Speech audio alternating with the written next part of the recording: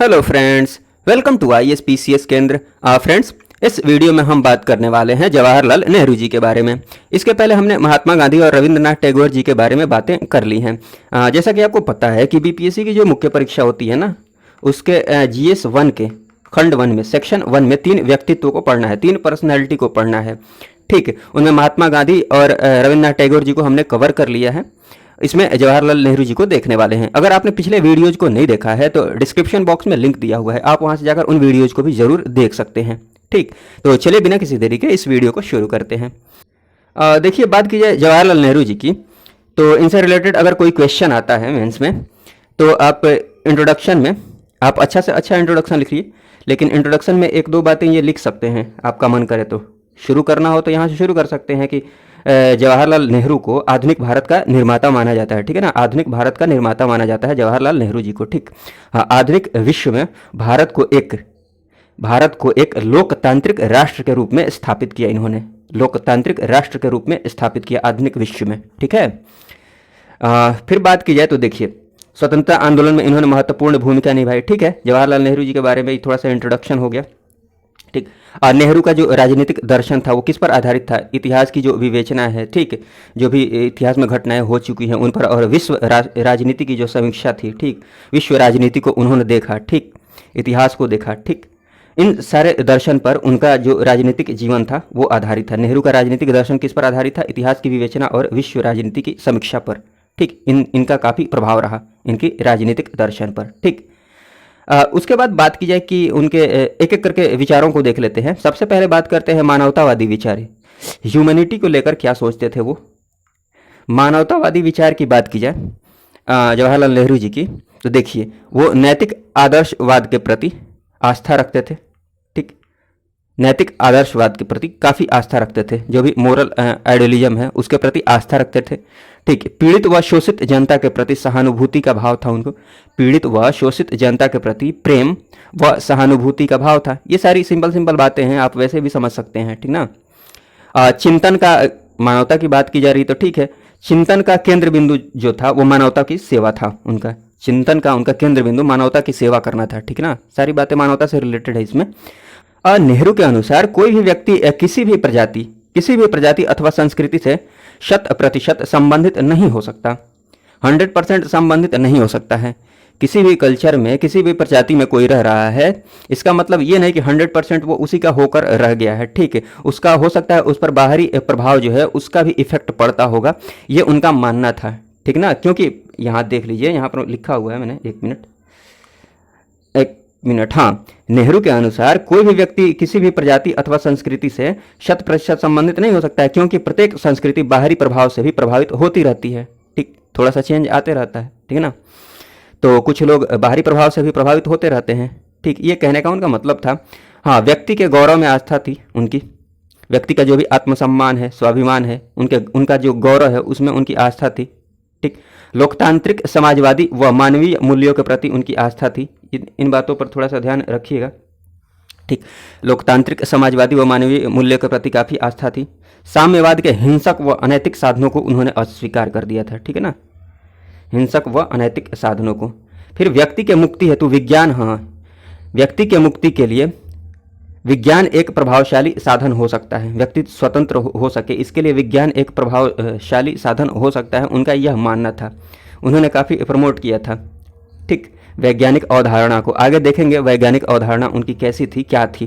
ठीक, नेहरू के अनुसार व्यक्ति के मस्तिष्क में इतनी क्षमता होनी चाहिए कि वह दूसरों के विचारों से असहमत होते हुए भी उन विचारों को समझने में सक्षम हो।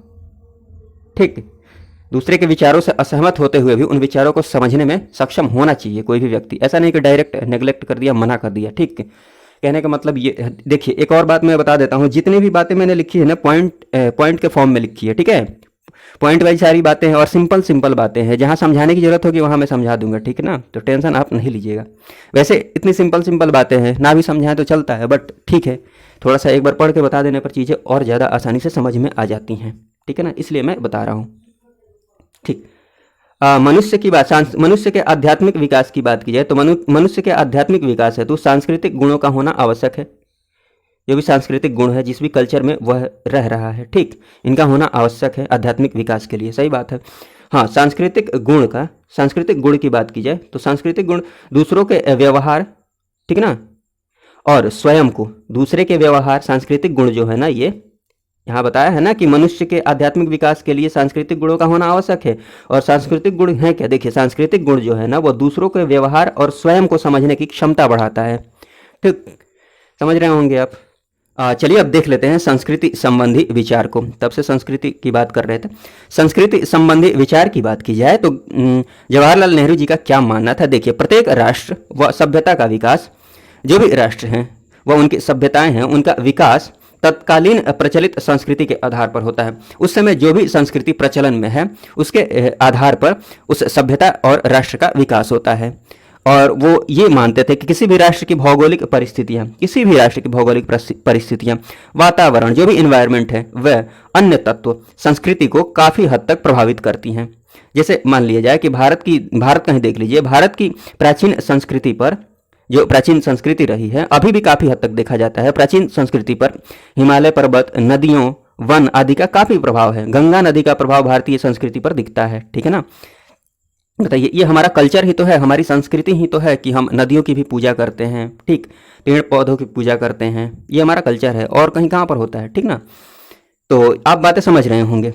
उसके बाद बात की जाए, नेहरू जो थे ना वो भारतीय संस्कृति को अन्य देशों की तुलना में अत्यंत विकसित मानते थे, ठीक। उनका विश्वास था कि भारतीय संस्कृति के साथ विश्व को जोड़ने से भारत व अन्य देशों की जनता के साथ सामंजस्य स्थापित किया जा सकता है।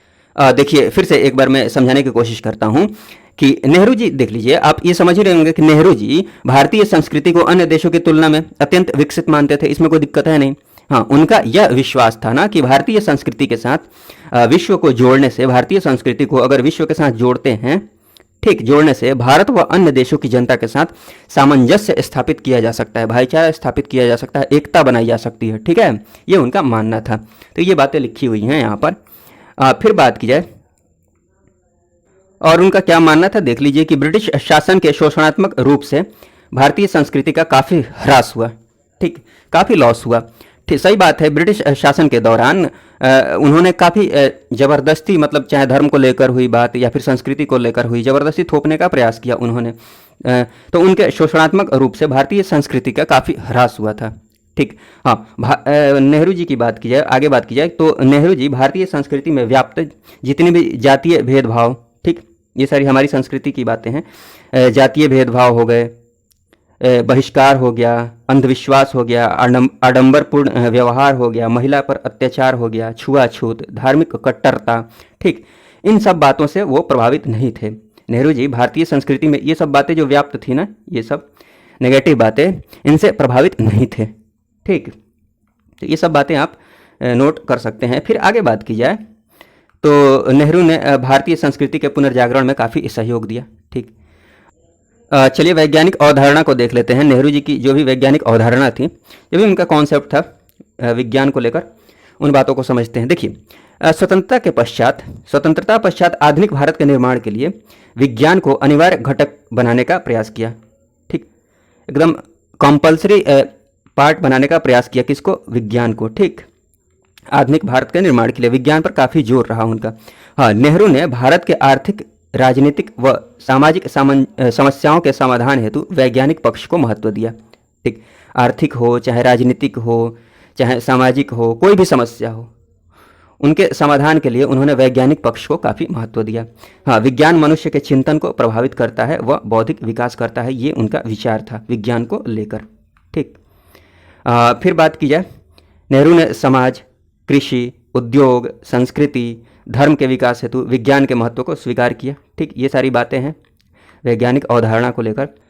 उन्हीं की बातों का आगे प्रभाव पड़ा, आगे जाकर इसरो की भी स्थापना हुई, परमाणु ऊर्जा, IIT की कई सारे स्थापना हुई, ठीक, बांध, भारी उद्योग, इन सारी चीज़ों की स्थापना हुई, ठीक ना। तो चलिए आगे फिर देखते हैं। चलिए अब राष्ट्रवाद संबंधी विचार को देख लेते हैं। उनके जो भी विचार थे राष्ट्रवाद से संबंधित, वो देख लेते हैं। देखिए, राष्ट्रवाद बार बार आ रहा है तो आपको हो सकता है कहीं दिक्कत हो रही हो, आप जानते हैं तो बहुत अच्छी बात है। देखिए, राष्ट्रवाद का मतलब अगर किसी को समझने में दिक्कत हो रही है तो आप ऐसा समझ लीजिए, राष्ट्रवाद और देशभक्ति में थोड़ा सा डिफरेंस है, बट समझने के लिए मैं बोल रहा हूँ कि राष्ट्रवाद को देशभक्ति समझ कर ही चीज़ों को आगे पढ़िए, हो सकता है आपको समझ में आ जाए राष्ट्रवाद क्या है, ठीक। देखिए, बात की जाए राष्ट्रवाद को लेकर, तो नेहरू ने मातृभूमि के प्रति भावुकता से परिपूर्ण संबंध को, ठीक, अपनी जो भी मातृभूमि है उसके प्रति भावुकता से परिपूर्ण संबंध को राष्ट्रीयता की संज्ञा दी है, ठीक है ना। उन्होंने संतुलित, ठीक, बैलेंस्ड फॉर्म में संयमशील, ठीक, आदर्श राष्ट्रवाद का समर्थन किया है, ठीक। उन्होंने किस टाइप के राष्ट्रवाद का समर्थन किया है? संतुलित, संयमशील और आदर्श, मतलब कट्टरता का उन्होंने विरोध किया, ठीक। आगे बात की जाए, राष्ट्रवाद में संकीर्णता व सांप्रदायिकता का समावेश राष्ट्रवाद हेतु अभिशाप बन जाता है, ठीक ना। राष्ट्रवाद में संकीर्णता मतलब छोटी सोच व सांप्रदायिकता, ठीक, संकीर्णता मतलब छोटी सोच, नैरो माइंडेड, सांप्रदायिकता, ठीक, इनका अगर समावेश करते हैं राष्ट्रवाद में, ठीक, तो राष्ट्रवाद हेतु ये सारी बातें घातक बन सकती हैं, अभिशाप बन जाता है, ठीक, ये उनका मानना था। ये बातें तो मैं समझा भी चुका हूँ शुरू में ही। आक्रामक राष्ट्रवाद व आक्रामक प्रसार को स्वीकृति देने वाले राष्ट्रवाद का उन्होंने विरोध किया, ठीक। भारतीय राष्ट्रवाद में सार्वभौमिक युद्ध विरोधी नैतिकता, भारत के राष्ट्रवाद में सार्वभौमिक युद्ध विरोधी नैतिकता, आदर्शवाद, उदारवाद व बुद्धिवाद का समर्थन किया, ठीक। भारत के जो भी राष्ट्रवाद है उसमें सार्वभौमिक, यूनिवर्सल, ठीक, युद्ध विरोधी नैतिकता, ठीक, युद्ध विरोधी, वो युद्ध नहीं चाहते थे, इस टाइप की नैतिकता, यूनिवर्सल, कहीं भी युद्ध ना हो, ठीक, आदर्शवाद व उदारवाद, ठीक, व बुद्धिवाद का उन्होंने समर्थन किया, ठीक है। आगे बात की जाए, उनके अनुसार आक्रामक राष्ट्रवाद से क्या होता है, क्या प्रॉब्लम होती है? आक्रामक राष्ट्रवाद घृणा, जातीयवाद, युद्ध, संघर्ष इत्यादि को जन्म देता है, ठीक। आक्रामक राष्ट्रवाद जो है ना, घृणा, जातीयवाद, युद्ध, संघर्ष का जन्मदाता व विभिन्न देशों के मध्य अलग अलग रहने की प्रवृत्ति का विकास करता है, ठीक ना। ये सारी बातें हैं। और नेहरू ने राष्ट्रवाद के आदर्शवादी रूप को स्वीकार किया, ठीक, आदर्शवादी रूप को स्वीकार किया व उग्र व आक्रामक राष्ट्रवाद को अस्वीकार किया, ठीक। राष्ट्रवाद के बाद अब देख लेते हैं संप्रदायवाद को। संप्रदायवाद संबंधी विचार, वो क्या मानते थे संप्रदायवाद को लेकर? देखिए, संप्रदायवाद को बाह्य आक्रमण से भी वो ज़्यादा खतरनाक बताया उन्होंने, ठीक। उनका ये विचार था कि संप्रदायवाद जो है ना, वो बाह्य जो आक्रमण है ना, बाहरी देशों का आक्रमण है, उससे भी ज़्यादा खतरनाक है, ठीक। संप्रदाय को लेकर लड़ाई, ये सारी बातें, ठीक। उनके अनुसार हम बाह्य आक्रमण का पूरी शक्ति से मुकाबला कर सकते हैं, ठीक है ना। उनके अनुसार हम बाह्य आक्रमण का पूरी शक्ति से मुकाबला कर सकते हैं, परंतु सांप्रदायिक आक्रमण राष्ट्र के आंतरिक सामर्थ्य को कमजोर करता है। जो भी राष्ट्र की जो आंतरिक शक्ति है, ठीक, हमारा सामर्थ्य है, उनको कमजोर बनाता है, ठीक ना। नेहरू के अनुसार विज्ञान व प्रौद्योगिकी, ठीक, फिर से यहाँ पर विज्ञान प्रौद्योगिकी आ गया ना। देखिए, नेहरू के अनुसार विज्ञान व प्रौद्योगिकी के विकास से धर्मनिरपेक्ष शक्तियाँ मजबूत होंगी व सांप्रदायिक ताकतों का पतन होगा, उनका ये मानना था। और नेहरू ने समाज में धर्मनिरपेक्षता के प्रचार व प्रसार हेतु कार्य किए, ठीक है।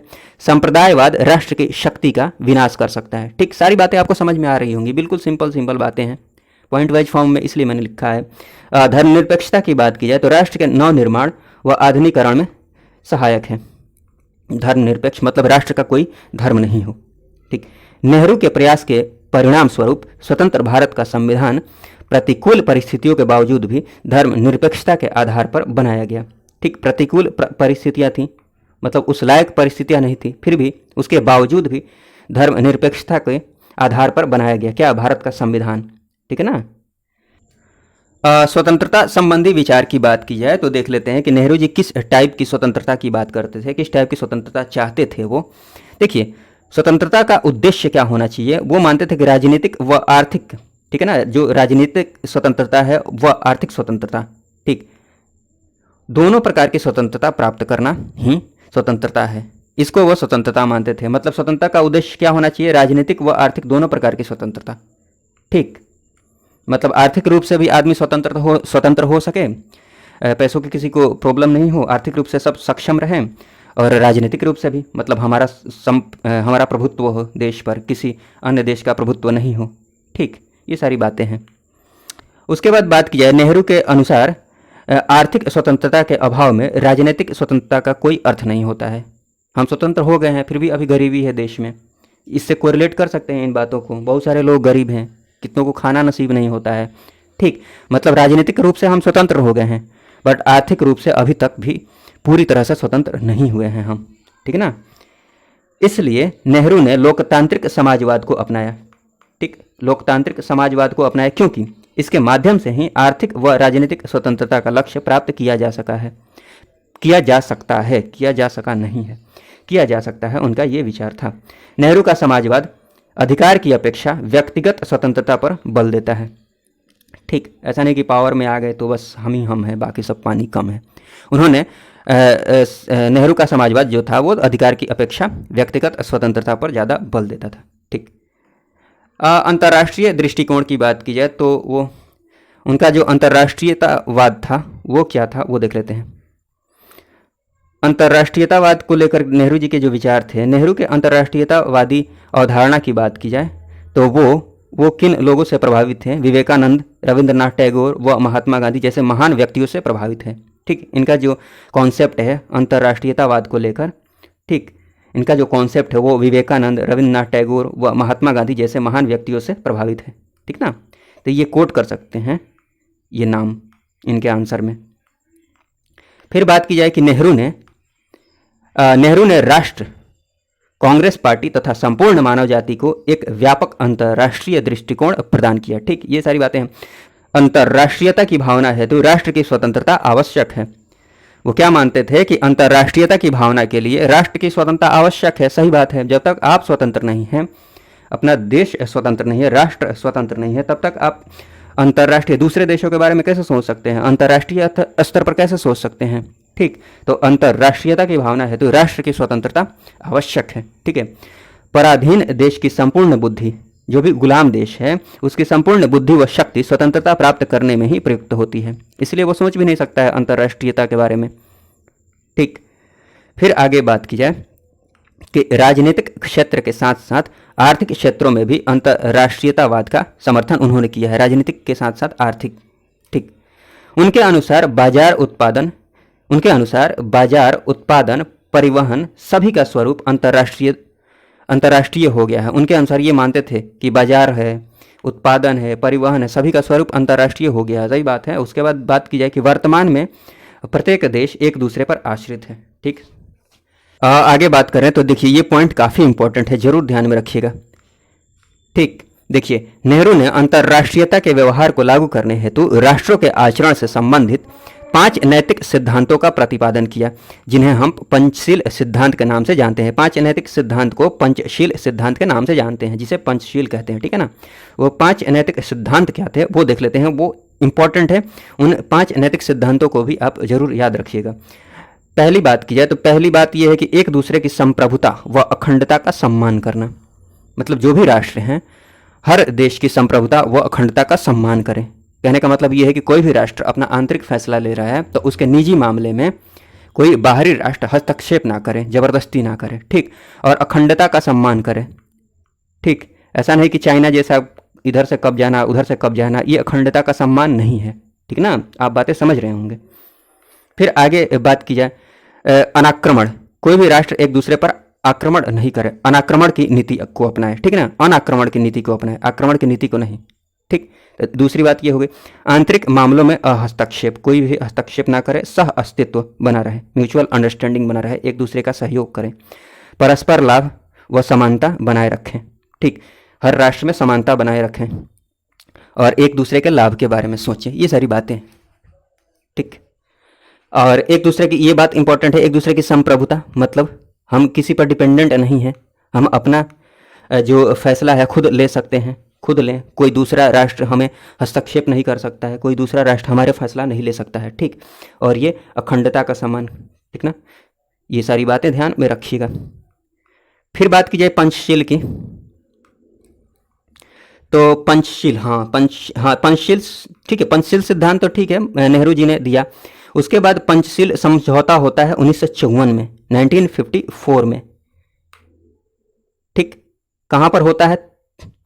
तिब्बत के संबंध में ये पंचशील समझौता होता है भारत और चीन के बीच में, ठीक। उस समय के जवाहरलाल नेहरू हमारे जो प्रधानमंत्री हुए और जो चाइना के राष्ट्रपति चाउ एन लाई, उनके बीच ये पंचशील समझौता हुआ था। ये आप कोट कर सकते हैं जहाँ ज़रूरत पड़ेगी। चीन भारत का रिलेशन, चीन भारत रिलेशन से कोई रिलेटेड क्वेश्चन आता है तो, हालांकि फॉलो नहीं किया, फिर बाद में आक्रमण ही कर दिया था चाइना ने। फिर आगे बात की जाए, एशिया के अधिकांश राष्ट्र पंचशील को मानते हैं, ठीक है। उसके बाद बात करें गुट निरपेक्षता की। इंपॉर्टेंट बात है, ध्यान में रखिएगा। नेहरू जी के टाइम में ये भी काफ़ी इंपॉर्टेंट घटना हुई, ये बात हुई, ये भी ध्यान में रख सकते हैं। मान लीजिए करंट से रिलेट करके आपको एक क्वेश्चन पूछा जाए, चलिए मैं वो बाद में पूछ लेता हूँ। सबसे पहले कोशिश करता हूँ कि आपको थोड़ा सा समझा पाऊँ गुट निरपेक्षता।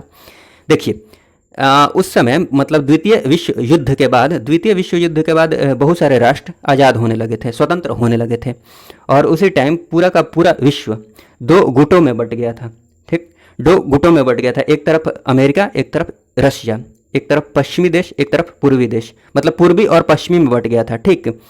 शीत युद्ध प्रारंभ हो गया था। उस समय नेहरू जी ने ये फैसला लिया कि हम किसी भी गुट में शामिल नहीं होंगे, हमारा कोई भी गुट नहीं होगा, हम निरपेक्ष रूप से रहेंगे, ठीक, हम निरपेक्ष रूप से रहेंगे, आपसी सहयोग के साथ रहेंगे, ठीक, सबका सम्मान करेंगे। उसी क्रम में, इसी गुट निरपेक्ष आंदोलन के क्रम में, मतलब गुट जो गांधी जी की जो विचार था उनका, सॉरी गांधी जी बोल रहा हूँ मैं, जवाहरलाल नेहरू का विचार था, उसी गुट निरपेक्ष आंदोलन की स्थापना हुई 1961 में, 1961 में स्थापना हुई। कहाँ पर? यूगोस्लाविया की राजधानी बेलग्रेड में, ठीक। 1961 में इस गुट निरपेक्ष आंदोलन की स्थापना होती है। किनकी उपस्थिति में? वहाँ पर मिस्र के राष्ट्रपति नासिर भी होते हैं, ठीक, यूगोस्लाविया के राष्ट्रपति टीटो और इंडोनेशिया के प्रेसिडेंट सुकर्णो वहाँ पर उपस्थित होते हैं, और भारत के जो प्रधानमंत्री थे हमारे जवाहरलाल नेहरू, वो भी थे, ठीक। तो ये गुट निरपेक्ष आंदोलन की बात हुई। हाँ, तो मैंने क्या पूछा था कि गुट निरपेक्षता, मान लीजिए इससे रिलेटेड कोई क्वेश्चन आ जाए करंट से जोड़कर, ठीक, मान लीजिए ये सम्मेलन होता है, सम्मेलन होता भी है अभी भी, भारत अब सक्रिय रूप से इसमें भाग नहीं ले रहा है, बट मान लीजिए इससे रिलेटेड क्वेश्चन आता है, पूछा जाए कि क्या आप सहमत हैं कि अभी गुट निरपेक्षता जैसी बात है, तो अगर आप इसके फेवर में आंसर देना चाहते हैं तो फेवर में भी दे सकते हैं, उससे रिलेटेड एग्जाम्पल्स आपको देने होंगे। अगर इसके विपक्ष में आप बात कहना चाहते हैं, आप इससे असहमत हैं, मतलब सहमत नहीं है कि गुट निरपेक्षता जैसी बात है, तो उससे रिलेटेड भी आपको एग्जाम्पल्स देने होंगे। फॉर एग्जाम्पल मान लीजिए कि ऐसे एग्जाम्पल्स दे सकते हैं कि नहीं, मुझे नहीं लगता है कि ऐसी कोई बात है, जैसे कि अब क्वाड जैसे देश में भी भारत शामिल हो गया है, जैसे क्वाड की बात की जाए तो इसमें विश्व की पावरफुल शक्तियाँ ही, 1 मिनट में बार बार क्या लिख दे रहा हूँ, QUAD, क्वाड, ठीक। तो इसमें कोशिश तो यही है ना कि जितनी भी पावरफुल शक्तियां हैं एक पावरफुल शक्ति बनकर उभरे हैं। इसमें 4 देश आ गए, ठीक, इसमें भारत है, अमेरिका है, ऑस्ट्रेलिया है, जापान है, ठीक। तो अब तो इसमें गुट निरपेक्षता जैसी बात नहीं रही ना। तो ऐसे ही आप ग्रुप के नाम ध्यान में रखेंगे, जब भी आप पढ़ेंगे तो ग्रुप का नाम ध्यान में रखेंगे, और रिलेटेड आंसर के साथ, मतलब जो भी संबंधित क्वेश्चंस होंगे, ठीक, उससे रिलेटेड जो भी ग्रुप होंगे वहाँ पर आप कोट कर सकते हैं इन सब बातों को। मैंने बस एग्जाम्पल के साथ समझाने की कोशिश की है, ताकि आप जब भी पढ़ें तो इन बातों पर ध्यान दें, ठीक है। चलिए आगे बात करते हैं। तो ये बातें ख़त्म हो गई हैं, बट ये एक्स्ट्रा मैंने नीचे एक दो बातें लिखी है, मन करे तो आप देखेंगे, नहीं तो स्किप भी कर सकते हैं।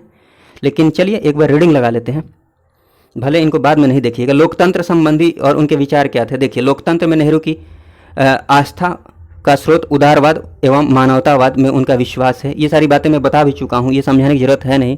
नेहरू के लोकतंत्र की अवधारणा पाश्चात्य लोकतंत्र की अवधारणा से भिन्न है, अलग है, ठीक, ये सारी बातें हैं।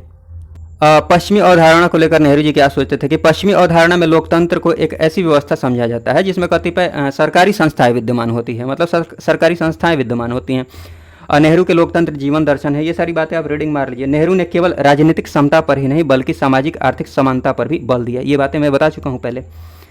नेहरू ने लोकतंत्र को आत्म अनुशासन के रूप में देखा है, ठीक, ये बात ध्यान में रख सकते हैं। नेहरू ने लोकतंत्र को आत्म अनुशासन, ठीक, डिसिप्लिन, सेल्फ डिसिप्लिन के रूप में देखा है, ठीक है ना। नेहरू के शब्दों में, ठीक, ये बात आप कोट कर सकते हैं जहाँ ज़रूरत पड़ेगी, इसलिए मैंने ये लिखा था, ठीक। नेहरू के शब्दों में आप लोकतंत्र को सैकड़ों रूप में परिभाषित कर सकते हैं, परंतु निश्चित रूप से इसकी एक परिभाषा समुदाय के आत्म अनुशासन के रूप में की जा सकती है, ठीक। समुदाय का जो भी आत्म अनुशासन है, खुद का डिसिप्लिन है, ठीक। हम, मतलब होता है ना, हम बदलेंगे युग बदलेगा, वैसी सोच रखनी चाहिए। मतलब हम बदलेंगे तभी तो देश बदलेगा, समाज बदलेगा, राज्य बदलेगा, देश बदलेगा, ठीक। आत्म अनुशासन पर बल दिया है, सेल्फ डिसिप्लिन पर। हम सुधर जाएंगे तो देश सुधर जाएगा, कहने का मतलब ये हुआ। आत्म अनुशासन के रूप में की जा सकती है, और जितना अधिक आत्म अनुशासन होगा उतना ही लोकतंत्र का विकास होगा, ठीक है ना। तो ये इंपॉर्टेंट बात है, बस समझने की आपको देरी है, आत्म अनुशासन, ठीक। तो इस पर आप ध्यान दे सकते हैं, ठीक है ना। चलिए, इस वीडियो को देखने के लिए आपका बहुत बहुत धन्यवाद। जय हिंद, जय भारत।